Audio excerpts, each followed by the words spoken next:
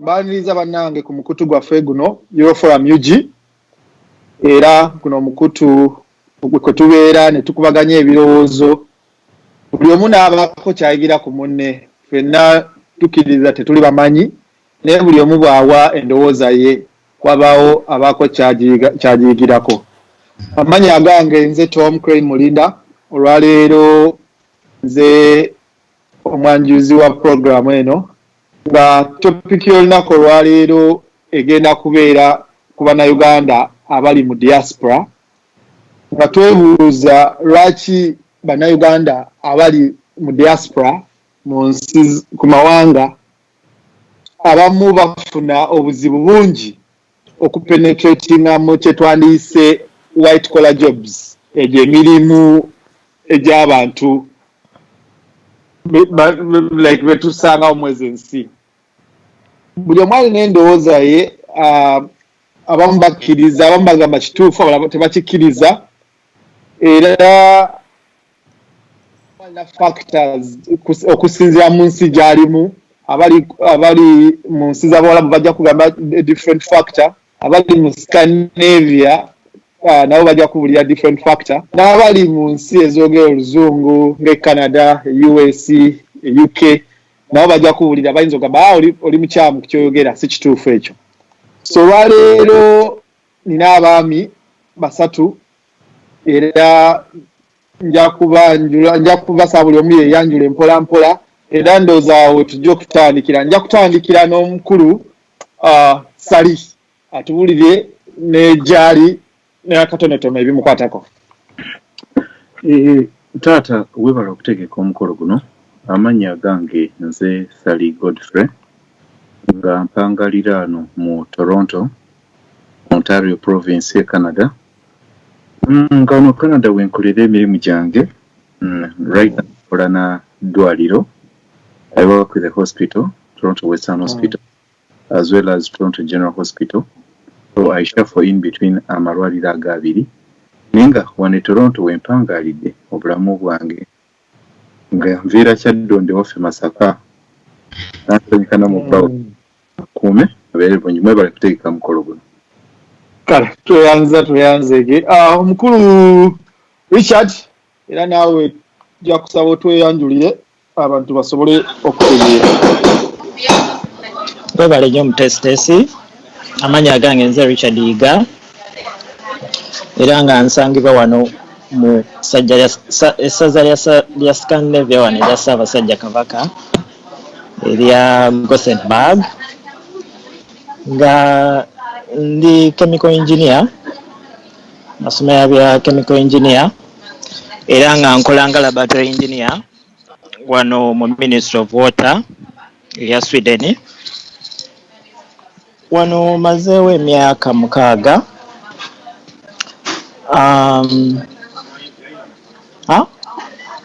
Byebyo nno bye nandyagadde okweyogerako. Kale tweyanze n'okusembayo nja kusaba taata waffe mwami Muwanga naye atweyanjulire. Okay. Amannya gange nze John Baker Muwanga, ndi mwana nzaalwa we Kyaddondo. Actually banzalira nsambya mu ddwaliro, and I did not leave a radius of 16 kilometers before I was 16 years from Kyaddondo. Bajjajja yali abeeranga Lunyamwali. Anyway, kakati as I'm retired, I was working here in mu kitongole kiyitibwa NAV kyekirabirira abeetaaga obuyambi bw'entu bwe batyo ekyo. Mbadde wano emyaka 42 kwanajja 78. So era system ngibaddemu ndabye enkyukakyuka nnyingi. Riots ze Brixton zaatusanga wano zaatuyamba ennyo mu ngeri etali direct. So kale yes. Tweyanze era ndowooza omulabi ali eyo ojja kukkiriza mbu olwaleero tulina abantu benzikiriza mbu bamanyi kinene nnyo ku topiki y'olunaku lwaleero, kugamba balina kinene nnyo kye basobola okyogerako. Nange nze bampita Tom ndi wano e Copenhagen, Denmark, wemaze ndowooza emyaka 5 kati. nja kutandikira ne ku mwami Muwanga nga ffenna abali kuno y'omu yasinga okuwangaala kuno okulaaya kuno, so alina experience nene, bingi byalabye, regimes nyingi zalabye ezijja ne zikyuka. So njagala mubuuze mwami Muwanga, okkiriziganya kyetwogerako mbu bannayuganda basanga obuzibu nene okupenetratinga mu white collar jobs? It's not entirely. Oyinza otandika nga otuwa maybe ku ka brief historical, like historical, osanga waliwo omulala akusobola okayigirako bwe wakikola otya? Okay, nze natuuka wano mu 78 baali baggalawo naye nga tebannaggalirawo ddala immigration, tewetaaga kufula. Kakati bajja actually batwaniriza some sort of fane nefe nga kimanyi kirowooza omuntu okwata passport yo n'otambula. Anyway, kakati bwe twatuuka wano nze nali nakamala segindi bagiyita batya A-level, bagiyitanga A-level, East African Certificate of School, Higher School Certificate. Kakati nze actually namala ebigezo leero enkya ne nnya. So naye lwakuba emiwenda nali nagitema dda because nali muzannyi Uganda, nali muzannyi wa Lukonde, and I traveled quite a bit. Nensanga ya muntu ate ne muganda wange naye mukulu wange yali eno nagamba jangu nenzija nankolera nenzija nentuuka wano. Kati okutuuka wano omanyi ng'ebintu bwe kibeera osangawo abantu abaliwo, osanga abantu bangi abali frustrated wano, Abafrika bangi abali frustrated wano, naye nga ffe tetumanyi lwaki era ne batandika otuwa amagezi nti omanyi nti abantu wano tebaagala baddugavu biki tokola bwetuna. Kati nze nalina credit from my dad eyagamba nti ogende Ebulaya naye oteeka okusoma, sifaayo kyonna ekyokola naye ngaoteeka okusoma, nteeka okulaba diguli wano wadde saagala odde mu muzanyo. Then I came here, fortunately nali nayise ebigezo byange nga bampadde ne Makerere nenkolaki nengenda ku university one. Oh, they were happy to see me. I go, we haven't had anybody from Uganda here for a long time. I didn't even know they had the people from Uganda that studied here, but apparently they had. Then listing kati ekintu kye basooka tuyigiriza wano lulimi na how to understand their culture. That was very important. Nga tonatandika zino formal studies zo netuzikola, that took us about a year. Tuzikola then netutandika mu lectures, which was quite burden kubanga ebisinga tubitegeera naye nga wina sort of. So nze wali mukwano gwange, actually he became a professor of Kenya. He became a professor here, which is fantastic, you know. Na today netusomesa olulimi netuuka tusobola ebirala ate nze naliko n'ebirala byenkola okugyamu emaani kufuna akasente. Omanyi eka tulina mentality eyo nti sente bye byonna, eyo mentality eruddewo actually. So I mean, I've had it all my lifetime. So front forward namala funa degree yange so kali mpano nganaga omanyi zengenda kweyongera. I had the chance to continue ngamanyi ebitabo binkoze ki bintamye binkole naye on the streets tetwagendaga mu night clubs etwalingamu batusanga yavuka abalala, basically people from Nigeria, people from Ghana and so on. Gambia, mostly people from the west of Africa. One of the East Africans abamu nga batugamba wano tebaagala baddugavu temujja kufuna mirimu niwe munasoma mutya, you're wasting your time. Which I found funny. So nengamba kati waliwo mukwano gwange omu nanga mumanyi tutandika okuvuga taxi wanga bano manyi babiri organize sibyenga kawugula motoka notek no. So you guys live in the west, you know. Systems organized, yeah. Yes. Yeah. Nengena ninsoma taxi, musajja was impressed. Nibamba Nentandika okuvuga taxi kati lumu banvuga omusajja omu ntegedde kati namubuuza osiwanya bavuga taxi wano Mosu wasn't nva Uganda nti Uganda olulimi bulungi obadde ono bbanga ki namugamba najja that was about 5 years nangamba omanyi nti you're wasting time ndaba namba kaadi ye funny enough I didn't use it then as luck would have it or bad luck would have it boss wange nafa kati boss yange bwe yafa nga siina kyemmanyi ku system kati mba njogera ne mukwano gwange omulala nobujja navuga taxi naye nangamba yafudde nti ogenda kola otya banze wanimvugidde naye ate nze ninayo omulala so what you do genda ku labor office kati bwe nagenda ku labor office omusajja nampumule nagamba oli crazy mugamba what do you mean I'm crazy you have a university degree and you're driving a taxi kati abatasoma bo banakolaki that is the way he put it natandika n'okuseka nagamba kati ngenda kwenrolinga mu institute of public administration omanyi systems zawo nga ziri tujja kusasula ng'osoma but you should be ready in a year then you can apply I don't know whether I was lucky or not naye wano ng'abantu abasinga ebyo byokukola mu gavumenti ebyo tebabyagala bulungi naye ate nga ffe twadiscussinga abali nenfuna mu gavumenti kuba you are secured your pension is secure omusala gwo gujja olwala ng'ababeere nomukimanyi nengamba nze I'm aiming for that nengina nenkola buli nakola ne bampa ebitongole ebyokulondamu nenondamu kino ekya wali okumabire Denmark kakati I don't know whether you have come in contact mu bantu abagudde mu bizibu waliwo ekitongole kyebagendamu nekibayamba nebawa sente and so gye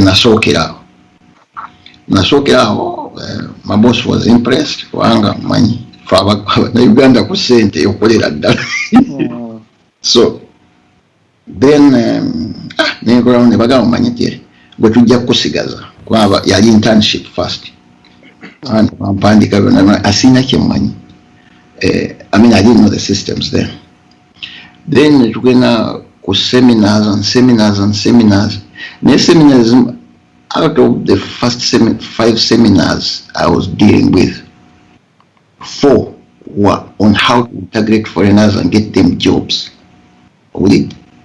era ng'omuntu omuforeigner gyali qualified bamukolaki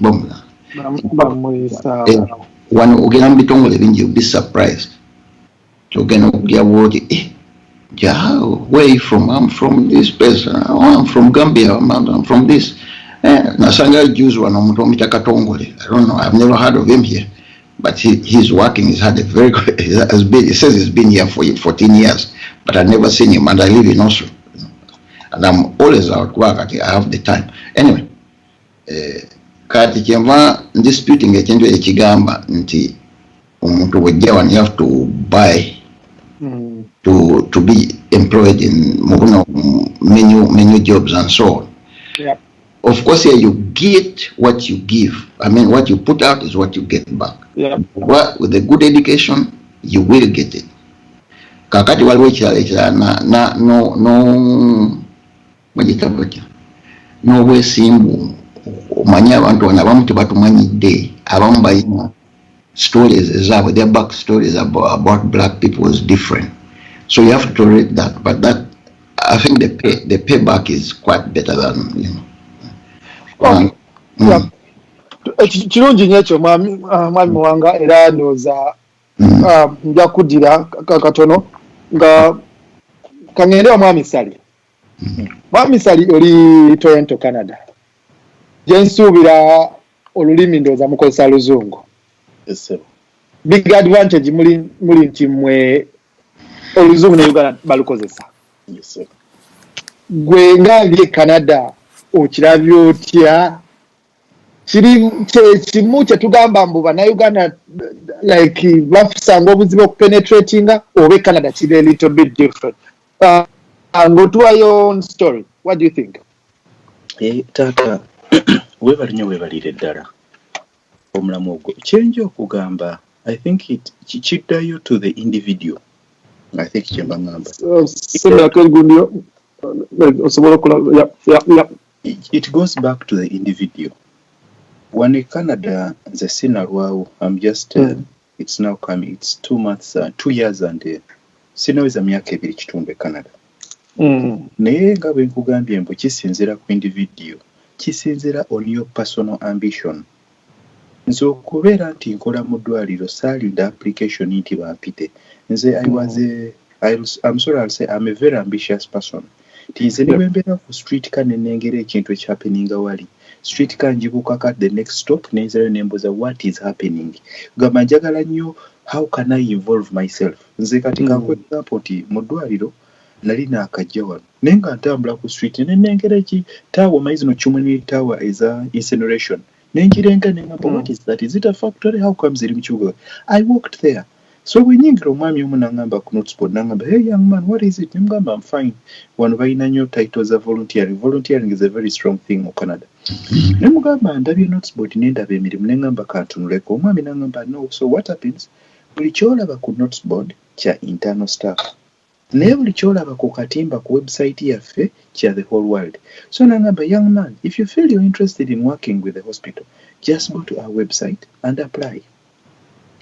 Nengenda ku website nenjiraba nemanya what is needed. So I had to do a short course in medical device reprocessing. Simanyi oba medical device reprocessing and guitetia, but basically these are lab technicians. I mean, like it's about sterilizing and cleaning equipment because device akola operation surgical equipment is really that over materials take a say. Ningenda nenkola course and the course was 6 months. Naye mu bupipi kyenjagadde okugamba kiriwo ekiti nti bannayuganda Uganda simanyi sandyagadde bakitwale not all. Abantu baffe abasinga baagala nnyo short wins. Yes. Fruits. I think bagala nnyo fruits. Nti I interact with them to some extent. Naye challenge yabwe esinga is bulunga ogenda kusoma biki? Ogenda kusoma nego oyina obudde obw'okwonoona mu kusoma. So there is a challenge nti abantu abasinga bwe tubagamba ogenda kusoma bakola nemwe ebitabo byaboonoona muli tu academic. Ate nga nze nyina ekintu kyenkola nkuba tooki mu maaso gye bujja ne neebuuza ekibuuzo ekintu ky'okola kati onaasobola okukikola after 30 years. Ekintu ky'okola leero onaasobola okukikola after 20 years. Kubanga nyina akantu kitange omugenzi Kabugo yafa naye alina akantu ke yatugambanga nti singa weegendereza abantu abakyasinza obugagga mu nsi muno be bantu abakozesa emitwe. Era bw'otunuulira akantu ako Warren Buffett is over 80 years, is too wealthy and alive. Bolaba abasajja nga ba Bill Gates. In short, singa akukwate the list of 100 of the world's wealthiest people ojja kwesanga nga bantu bonna bakozesa ki mitwe. So nangamba kyenjagala okulaga nti gwe buli lw'onaagamba okola omulimu ogw'amaanyi kubanga abantu baffe abasinga ayagala akola omulimu gwa factory, abalala akole mu meat processing plant, abalala akole ya parkinga bintu egy'emirimu gy'amaanyi. Era lwaki ngamba amaanyi tegalya? Tyson yalinnya n'aka because kaavu y'amaanyi ekka. David Beckham najja n'amaanyi ne skill ye kaavu ya David Beckham n'ekka. Bw'olaba singa kugamba the entire world of athletics, all buli gweyogerako mu athletics, they all came and went. They didn't go because they forgot the sport they knew. No. Bonna baasigala bawuzi, baasigala bazanyi b'akapiira, baasigala bakubi ba bikono. Naye kubanga emirimu gyabwe baali bakozesa amaanyi, eyo kaavu n'ekka kwagala butaagala olina okgenda. Era singa olaba we Europe, Canada omupiira baguzanya katono naye singa olaba Premier League gye nago beeteranga ennyo. Singa olaba abaana bakyasinza okubeera praised. These are guys who are 24, 27. By 30 years batandise okulaba nga akaddiye. Kati ffe Beckham rather bw'olaba Ronaldo tumulaba w'amaanyi naye kayingidde 30s nga wata amaanyi gakendedde oyingidde 30s.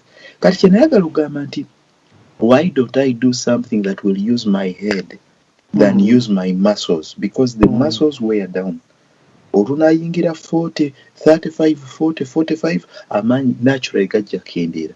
Ne bw'onaagamba otandika okukozesa ekibaba ng'abo bakola n'okozesa oba ekibaba kyakunyokeza ky'okinywanga sigala oba okyekubanga mpiso amaanyi gakendeera. Naye ekintu bwe kiba nga kikutudde mu mutwe n'omanya nti nkozesa mutwe gwange, you will remain for another 50 years So kivudde ku example y'aba Warren Buffett, ba Bill Gates n'abagagga bonna boyinza okuba the world's wealthiest. So mu bupiipi abantu baffe babadde kugamba kikwasa ennaku nti abantu baffe twagadde nnyo fast money. Era bangi bendabyeko wano beinteractinze nabo mangu nnyo sente nyiza zijjawa ayagala akole.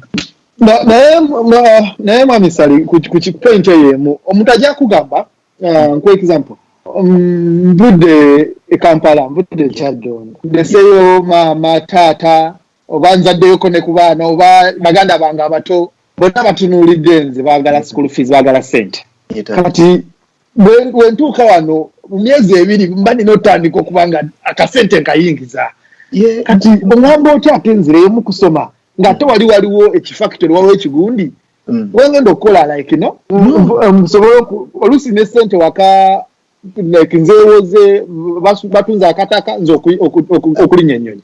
Taata oli mutuufu kamukogera I fall in the same category kubanga nange since payment ze ne bulayo ozimanyi zibeera every 2 weeks. Kamakogera nange nja kugamba every 2 weeks I've got to wire money back home for rent, for bills, for upkeep. Mami Masaka, gundi esunga, je gundi mukyalo. I do it, but it doesn't mean that it stopped me from working, rather from studying. The issue is you can do 2 things. For example, nja kugamba emirimu gyeno same as Europe. It's an 8-hour shift. So mulimbe gubanga gwa 8-hour shift. What about the other hours? Because of olunaku lulimu 24 hours. Katate ekiyambyeko bwe tugeze mu kaseera ka corona, most classes if not all have now gone online. All studies are online. So that means if studies are online, that means you can do what? You can even work. Nenga even before is vade online, the 8-hour shift ogenda n'ogikola. Nova 8-hour shift, n'ogenda n'okola another 8 hours. So nomanya either nsoma ku makya n'enkola olw'eggulu olw'ekiro. Either nsoma lw'eggulu ku makya n'engenda n'enkola. You can do the 2 things. But the important thing is, can we add value to our competitiveness? Can we add value to our demand? That instead of going for low-hanging fruits, waliwo ekirimu, waliwo ate kati pozi n'ekirala ekyagadde I'm sorry, I don't know whether kituufu. Abantu baffe oli bwogera mugamba namuza sali okola mulimu ki gwa SIN number nomugamba yes nze nkola mulimu gwa SIN number. SIN number, this is social insurance number. Yandibadde bajja bayitanga Ugandan number ya NSSF. Any formal employer akulembeza SIN number. Kati many of them don't want jobs that need SIN number. Saka bahaneta njagala under table. Meaning under table tasasula musolo. Tasasula musolo. Under table. That means ogenda kufuna mulimu mwesimbu. Ojja kubeera mu factory, ojja kubeera ng'oparkinga, ojja kubeera ng'okola mu maka ga muntu, ojja kuba ng'okola ku faamu ya muntu, okola mu warehouse because osazeewo otasoso. Means I proudly give my SIN number to any employer such that I am formally and legally employed. In the system. Ekiyamba because at the end of the day, time comes ng'oyagala kuleeta family yo, oyagala sponsoring a relative and in-law. Ngabaga okulaba what has been your contribution to economy. I proudly present my papers because I pay tax and I can sponsor anyone name later. Never nabanga okolera underground. Instead tosobola kati obulaba olina genda mbayaye bokunasa wakikoma nyiyo omuntu aleeta abantu eno. Kati that is the challenge. Nenga badde njagala nnyo banna Uganda tuyingire system. I'll give an example of Baganda baffe. Tuyina Abasomali, tuyina aba Ethiopia, tuyina aba Eritrean. Onfuna tata. If you find Somalis in judiciary, obasanga mu immigration, nobasanga mu airport. Nogenda mu customs, nosanga Abasomali. Nogenda mu police, mwebali. So at the end of the day, these people have penetrated the real government jobs and systems. So kibayamba n'okumanya where are the loopholes to isewa abantu baffe bajje. Thank you. Point nyini actually temane mu point tujirina nnyo. Na kamusale ekirimi katono sokenzeko wa Mwami Richard. Mwami Richard oli muvubuka abavubuka abato abayingira kati mu Europe muno. Oli muvubuka muto abavubuka abato bajja muno. Gwe lwaki wasalawo n'ogamba kanyingire okusoma n'otadda kufuna akalimu ako kubanga wano omulimu gwonna gw'ofunye as long as guli mugundi gusobola okubeezaawo osasula bugundi ennyumba wosula ofuna bugundi n'abewaka n'obaweerezaako lwaki wagamba kaneefirize period enemu emyaka gino egimu kasitoke njeefirize mbeeko kyenkola. Webali nnyo bali eddala moderator. kati sebo nze nja kwogera ku kintu kye bayita sustainability. Nti bwe naakola buno obulimu n'enkola n'enjera n'ensuula amawulire n'engenda n'ensiimuula, obulimu obwo bujja kutuuka ekiseera mbukoowe ekyamazima. Kati mu kubukoowa naakola ki? Ate n'obwo obulimu bwe tulaba bw'olaba obwo buli short lived. Nti olwaleero tulina corona, kati nga wano mu Scandinavia abantu abatalina mirimu abasinga be bantu ababadde beera, abadde bakola mu restaurants, nga ababadde basiimuula, abadde bakola mu hotels. Kati nze nga nze omuntu nasalawo nga bwe najja wano mu Sweden, najja wano ne bachelor's degree yange mu chemical engineering. Naye nga nze omuntu ndi ambitious, kati nga mwami Sali bw'ayogedde. Natuuka wano mu Scandinavia nali manyi boogera Oluswidi, naye nga nze manyi abantu abasinga boogera olulimi Oluzungu. Naye kyambuukako nti buli we nagendanga okusaba omulimu nga bambuuza boogera mu lulimi lwabwe naye nga sibitegeera. Ne ngamba nina okulayinga down my goals, ntandika okusoma olulimi. Era ebiseera ebyo bwe najja wano nga waaliwo nti ffe abagwira bw'osoma olulimi n'olumaliriza mu myezi 3 waliwo ssente ze baatuwanga. Era olulimi olwo olw'okubanga nali ambitious nnyo nalusoma mangu ne ndumaliriza mu myezi 3, era ssente ezo nazifuna. Naye nafuna challenge yeeyo mwami Sali gy'abadde gy'omubuuzizzaako, nga nina obuzibu nti ewaka waali wa demandinga, nina okuweerezaayo ku 10,000 wadde wembeera, nina okusasula renti, nina okulya emmere. Ate nga ne guno ne kino bye nasoma challenge gye twalina wano mu Sweden nti credentials zaffe ze tufuna okuva bw'oba tosomedde nga mu Uganda tebazivaluinga nga bw'olaba omuntu asomedde wano. Yes, waliwo system egamba nti olina okutwala credentials ezo n'ozisindika mu one of the universities ne bazivalidatinga ne balaba nti gundi eyo bachelor's degree egwa mu range ki bagiweera mu range yaabwe. Naye era ekyo nakyo tekimala. Olulimi, credentials ezo osobole ng'oyingira mu system kuganga olaba buli kimu tekigira, ate nga ebirimu byo bingi okwerako kungi, naye nga kwegamba akasente weekali osobola weekali weebale nnyo. Kati kwegamba nenjogerako n'abantu ab'enjawulo, olina agamba mwana wange nze nkoledde wano e Sweden mbadde wano emyaka 2 mbadde njera era nzimbye e Uganda era ndi bulungi. Naye nga muganda wange bw'olaba embeera gy'alimu olaba si musanyufu. Nenze nensalawo ne ngamba no, I won't take that way, ngenda kuddayo nsome. Era bwe nagenda ne ntuula ku internet ne noonya course y'aba engineers wano mu Sweden. Ku university nga aba engineers naye nga aba engineers abo kwegamba teringa masters wabula ebayambako oku-integratinga mu system eya Sweden nemusobola nga mufuna emirimu. Nengenda nenjifuna ku merit jukira nali maze olulimi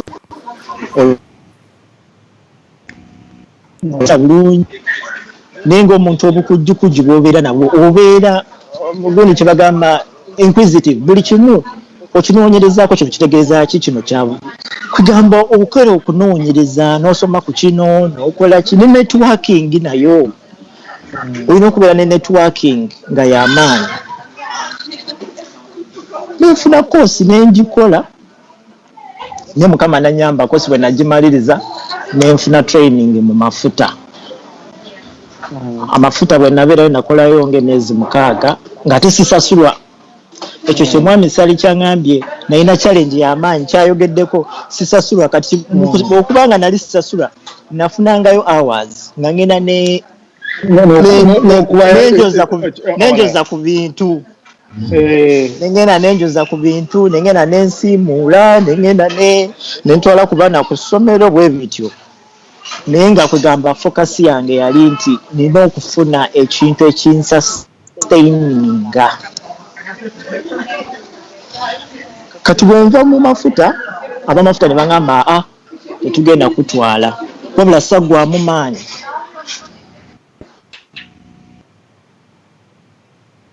Omuntu ali positive nga ŋŋamba nina okwachivinga my goals. Amafuta ago bwe nagavaamu ne balanga emirimu mu Ministry of Water eyawano mu Sweden. Ne ŋŋamba wayi kanteekeyo gyali mirimu gy'abasama ne nteekayo. Bwe nateekayo ne bampita. Naye nga ekyannyamba nti ekisooka nti nali mmaze okukola kakoosi kano nga nfunye networking. Potential employer wange ng'alaba nti nyingiddeko mu system, ntegedde system kikyetegeeza, nkozeemuko, nfunye networking. Nga tebansasula. Kati n'agamba tumuweeko chance ono ajja akole. Nzija nenkola naye ekikulu ennyo olulimi kintu kikulu nnyo wano mu Scandinavia. Bw'oba nga toyogera lulimi omuntu yenna bw'oba oyogera ne bw'aba bano Abasumaali ababeera mu kisenyi bw'avaayo ng'ayogera Oluganda ojja kulaba nti is part of you. Osobola okwassociatinga naye. So ekintu ekiyitibwa olulimi kintu kikulu nnyo. Naye olwaleero nkola awantu w'enkola nga tulimu abaddugavu 3 mu ministry yonna. Era nze tubeerako ne bakutunuulira ng'oli muddugavu oli wali n'otulirayo munno omulala ali eri Omusumaali omulala mu Sudan, Munnayuganda omu, Omusumaali omu n'Omusudaani. Naye nga buli omu abuuza kimu. Buli omu aba abuuza kimu, wakola otya, wazaalibwa wano, wasoma biki, wajja otya wano, olina gw'omanyiiwo, olina omuswidi gwe wawasa, wakola otya. Naye nga kibeera ku initiative ya muntu. Mu bumpimpi njagala okukkiriza mbu walaga obugumiikiriza kandi omanyi kyoyagala walina ekigendererwa mu bulamu. Yes, mwami Muwanga, kati gwe oludwana emyaka gisuka 4. Wane Denmark, Copenhagen, tusanga abantu bangi abava ku mawanga. Nosanga Abawalabu, tuna Abawalabu bali mu every system, mu malwaliro, mu immigration, mu police, mu taxi system, munanga mwe bali. Era bannaabwe kubanga nabo mulimu abatasoma, naye bannaabwe bano bayamba bannaabwe bali abatasoma okumanya system eno na buli kimu. Bwe tteka ligenda okujja ku migration, Omuwalabu yali tegedde dda yabuludde waneeno. Lwaki Bannayuganda abawangaala abamaze kuno emyaka mingi tebayambye bavubuka bano bapya bazze? Lwaki tusanze obuzibu bunene nnyo okuyambibwa? Nze nyinza kiddamu bwendi. Obuuka abapya abakajja waliwo excitement gye balina ne bulubuuza nti bonna bajja bisobola. Owulidde ajja n'agula bonde bano abantu abalina emmotoka wano ewaffe it's expensive to own a car, and it's actually ng'obeera mu town oba tulina public public transport one is one of the best in the whole world. Naye ogenda okulaba omuntu nga yeesimbye ku mmotoka. Emmotoka wano bazitwalako emisolo. Ne bw'ogigula okuzina ogiteekaawo kaseberako ennamba bajja kuggyako ssente. Kaakati ekyo waliwo ekyokweraga ekirala value system yewaffe y'abavubuka abakajja wano ndala nnyo. Teringa yaffe abaludde kuno. Kaakati ne bw'omugamba owuli ne bwogezaako muyamba bajja kwewola bajja kuddiza. Ne bwogezaako kukola ki, that is one of the biggest problems. Kaakati ffe abaluddeho wano abamu twekengera abaakajja kubanga tomanyi yaliko tomanyi naye ekikulu ekiriwo abantu mukulu to musobola okubuuzaako ku mwami katono. Yes, ku mwami Muwanga. wanyi Mwami wange lwaki tuba twekengera abaakajja, lwaki tubayambyeko basendeze okumpi? Anti laba waliwo system eribwe eye Uganda ndala nnyo neya wano bw'oba oluddeko wano okyuka kubanga wano kino kigendera kuki ku bwesigwa. Kakati wano tewali ajja kucekinga ng'olingidde, very rare they check oba olina ticket ku bus oba tolina. Naye abaana naddala bali wano aba overstayinze visa z'okukyala, ekyo kye kisinga obbakwasa. Wabaganda bagamba tebamanyi wano. Kati wano poliisi wesobola okuyimiriza nekusaba gundi ngozizza musango. Ng'obeera wano ng'oli irigo n'otambula mu town kizibu nnyo okukola okujjako ng'oguddeko oba ng'oguddeko obulabe ne baagala okumanya wooli. Ekisinga okuddizaayo abantu wano namba emu butasasula tikiti za baasi alina ekyeyo talina pamiti yajja kukyalira munne n'amubulako biki awaddeyo empapula baziganye. Kaakati bwagamba mu kifo ky'okusasula tikiti bwasinga asasula tikiti nabana abazitikiti nga salaba tikiti talina kukola ki, talina kuyita munanka. Kaakati okujja n'oleeta n'osuza omuntu waliwo edda nze nasookera Finland eyo ne mukulu wange. Kaakati n'akyaza omwami omu eyali yamusanga mundamugana munene omwami so byasibamu buli kangu konna nakatwala najjawo eggaali omumulabako. Kati waliwo ebintu ng'ebyo. Naye n'ekirala kiringangaka kubanga neeka ffenna tuli bannayuganda naye si buli omu gw'obambira n'okola ki. Wateekwa kubeerawo situation then nemumanya nga naga mumanye nti kino mbeera kubeera gwe nankikoze bwe nti nga kino kimenya amateeka kino kimenya. Naye ffe tulina organisation yaffe wano. Era kyembadde ngenda okubuuza ekyo katono nnyo mwami Muwanga. Ngenda kubuuza lwaki temuteekawo organisation kubanga kyemmanyi nammwe abawangadde kuno muzadde abaana kugamba abamu abaana basobodde okusoma naye osanga abamu abawangalidde kuno bamazeeko emyaka 3 alina omwana alina emyaka 28 emyaka 3 naye ng'omwana talina njawulo nange eyakola ki eyakajja. Lwaki temuteekawo bintu ng'ebyo ne mubuulira abantu? Tulina ekibiina kyaffe wano naye abantu tebajjaayo okujjako nga bafunye emitawaana. Kakati okukwotingako juzi waliwo omukyala abadde wano 6 years fuddeko. She has never been in contact. Her family has never been in contact. Kakati newabijja wabeerawo okunenengana kubanga family apparently baagala kumuzaayo naye ate boyfriend wawa wano ye nga ayagala kulaki kumuzika ng'agamba nti mutamba.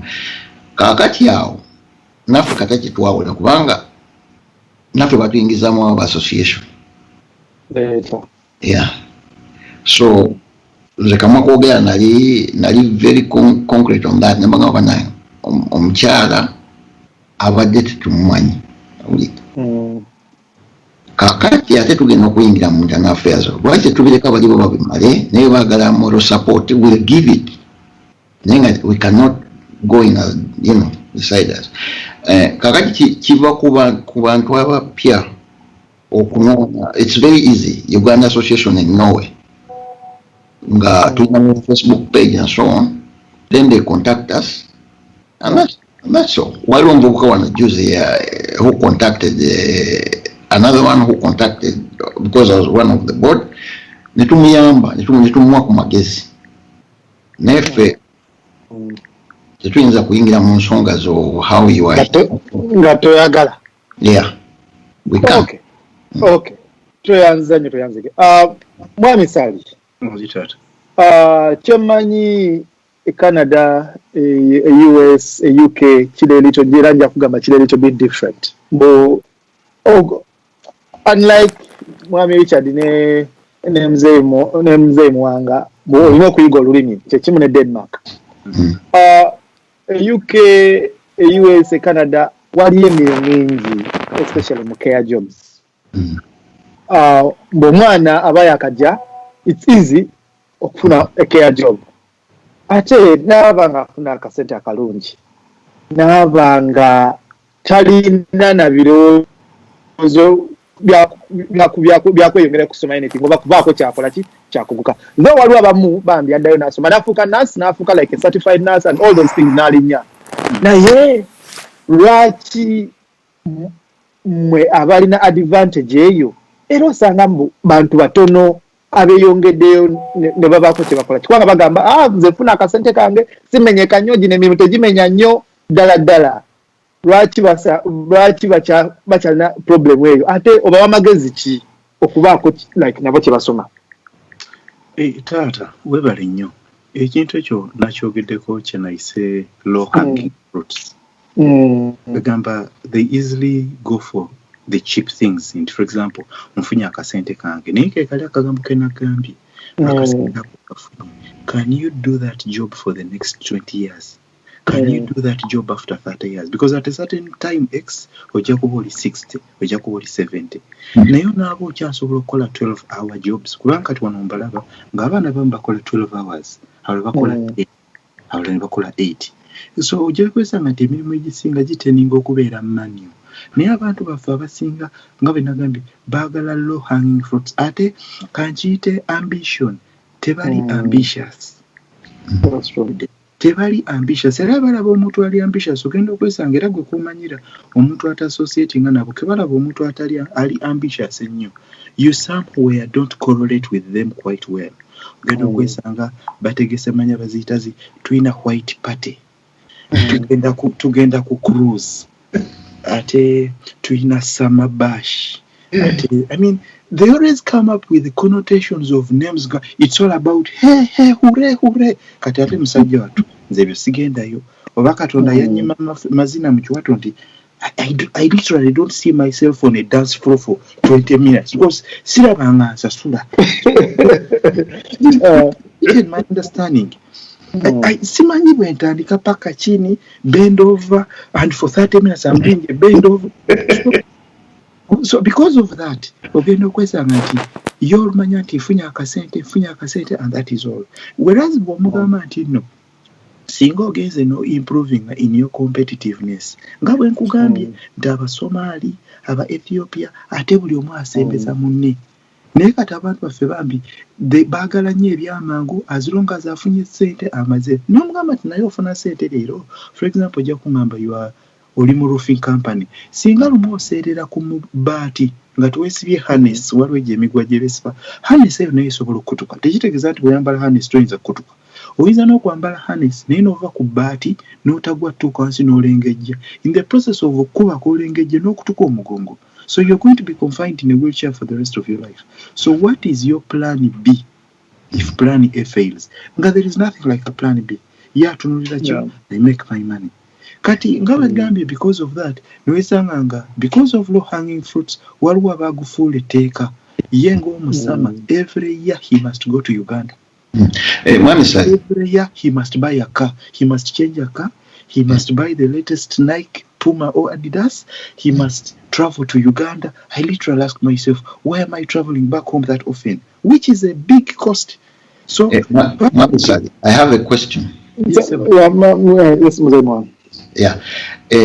Omanyi Canada pigs oba nawulirako nti Canada baloboza bebatwala for one they don't give up the situation here. So we have a bigger problem. My problem I have a sister living there, Abela Ottawa, and she's been there. And so on. Family of Sasika, Abam Bali Brittany, Abam Bali Sweden, Abam Mzenduan, Mzendudem. Another thing is this. In the Igundio Janet picking up, wherever Nava Somalia Bagenda, but they already qualified. Never know Uganda about Jawan. I want to Zulu will Nogamba. When you quit in Uganda. So quality, not quantity, that might also be something else. Yes, yes, Richard, because okay, Mami Sali amaliriza. Ekyakulite tekyandibadde kibi. For example, if you came with a degree from Makerere or Nkumba or any university, tulina ekitongole kye bayita WES. Document certification. You take there your documents and they certify them. Then after the certification, you can now say, I can enroll either for my second degree or I can enroll for my master's. Now, challenge is seeing that if you made a survey, out of 10 Ugandans coming to Canada, where it's an English-speaking country, you might not have more than 2 or 3 who are desirous to go back into books. So it goes back to the personal initiative. You must be an ambitious person. You must be forward-sighted that where will I be 5-10 years. So out of 10, abaana bazze wano nga balina degrees abenaki. But their issue is yalinga yaja najja kola sente. I want money. Kati omuntu ayagala money toyinza mugamba genda ku university their scholarships. Toyinza mugamba kusoma. So it's not a case of quality. It's motive. Nga bw'onalaba nti bw'olaba Omunigeria ddala nga Uganda bwe twawalabanga nti awali sente oba awali fraud amusole ajja kutangawo. So it's a case of someone's motive. What is your personal motive when you came? Is it to improve on your competitiveness? Is it fast money? So it's not about quality. But degree Makerere, I know there is a global ranking of all universities in the world, and Makerere might not be in the first 100, but still that degree is recognized. Naye gwe bwajja wagamba ki nze njagala kukola ssente z'amangu. Waliwo abaana abajja nga empapula ze tezinnayitamu immigration. Nakugambira nawo nze njagala nkole ssente zange mangu singa empapula zange gavumenti ezigaana bagenda okundipolinga nga nakolawo obukadde 2. So that means that already he has based himself until government weringana nengamba okuddayo nongamba nga lwaki ekugana unless ngolimenyi w'amateeka. So gwengo omuntu if you are not ambitious and forward sighted, you go for the first money. Ujagamba waliwo buli muliro under factory under cash or offering a cash without a SIN number, you'll go for that. Yeah. Thank you. I for one in a bachelor's degree of Makerere. Basically, when I joined, just a few exams. And masters. So it is very possible. Kuva Uganda, the bachelors, just in the way you get ayo. Mukuru Richard, njagala nkubuza ekibuuzo. Advice yolina eri abavubuka bulayi ono aleeta abantu bangi from all different sectors, from all different categories okuva Uganda. Nosanga omuvubuka, let me say, abadde oba teyasoma nnyo Uganda, alina ebizibu bingi, alina obwetaavu bwa ssente, actually ng'oluusi bwe bamujja newa ne Uganda. Abadde oba yali akola buli mulimu buli awo bwe butyo.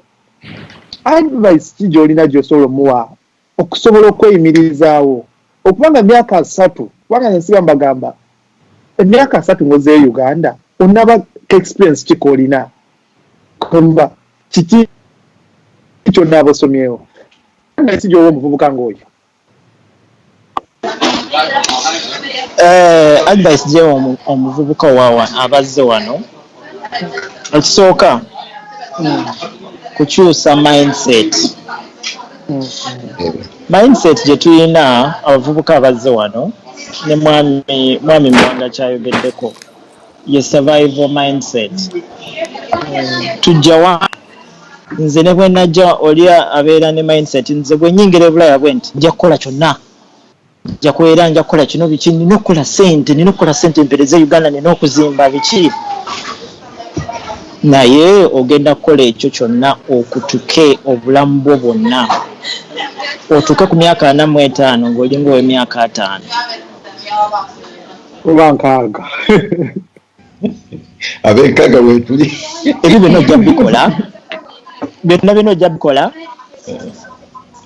ojja bikola bimale nga kwegamba olabe nga era sente okyazeetaaga. Naye nze kyemba advising abavubuka okusooka okukakkana otule wansi weebuuze ki kyenjagala okubeera. Weewaawo tulina ebitabo byanjawulo, buli muntu alina ebitabo byanjawulo ate buli omu alina ambitions za njawulo ng'oze wano e Bulaaya. Naye ekintu ekikulu ennyo society gy'olimu n'abantu b'obeeramu bakola ekintu kinene nnyo ku bulamu bwo.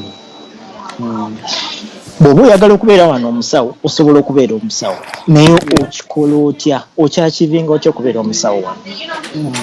Bw'oba oyagala okubeera engineer osobola okubeera engineer naye okikola otya. Wabula kyembasaba okukola networking ensi yonna gy'obeeramu kintu kikulu nnyo. Abantu ba native abeeyo ensi bayamba kinene nnyo. Sigamba nti bannayuganda tubejjaako, bannayuganda beeteekeko, naye era nabo abali ku mulamwa kubanga bannayuganda nze bwe nali nakajja wano ngamba naye gwe oyagala nnyo okusoma buli kaseera osoma ojjako ffe twayogera wano olulimi twayogera Oluswidi ne tulusinga n'Abaswidi naye olaba tukyayera.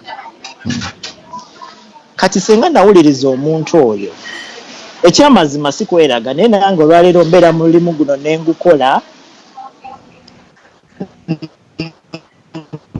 noba ng'oli musanyufu kayinza kabulabula naye